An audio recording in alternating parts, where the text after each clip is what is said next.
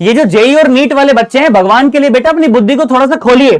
Paper में बैठ करके हर एक सवाल कोई पेन चला करके सॉल्व करने का नहीं होता है। अब जैसे आपके सामने यही एक क्वेश्चन है कि इंक्लाइन प्लेन के ऊपर एक बॉक्स को प्लेस किया गया है और इंक्लाइन प्लेन को आगे एक्सेलरेट करवा रहे हैं a मीटर पर सेकंड स्क्वायर से।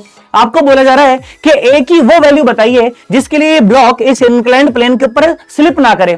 तो ये सूडो फोर्स का एक बिल्कुल सिंपल सा क्वेश्चन है जिसको 1.5-2 मिनट में तो अपन वैसे भी सॉल्व कर सकते हैं, परंतु जब हम कॉम्पिटेटिव एग्जाम में बैठे हैं तो वो 1.5-2 मिनट तो बहुत ज्यादा कीमती है ना यार, तो हमें उन्हें बचाना चाहिए। जब इस क्वेश्चन को बिना पेन चलाए सिर्फ आंखों ही आंखों में सॉल्व किया जा सकता है तो फिर पेन क्यों चलाना है यार। देखो मैं आपको सिखाता हूं।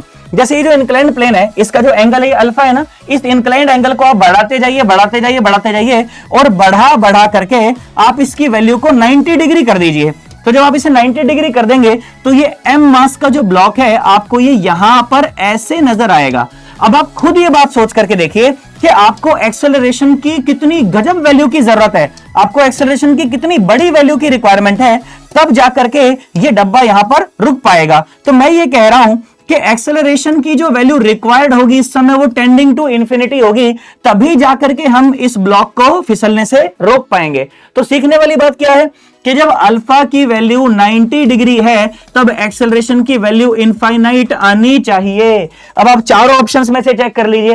ये जो चौथा ऑप्शन है जहां पर acceleration is equal to g tan alpha है, आप इसमें अल्फा की वैल्यू को 90 डिग्री पुट करके देखिए तो एक्सेलरेशन की वैल्यू इनफाइनाइट आ जाएगी। इसका मतलब कि जो चौथा आंसर है यही हमारा सही आंसर है। तो क्यों इस सवाल को सॉल्व करना है फिर?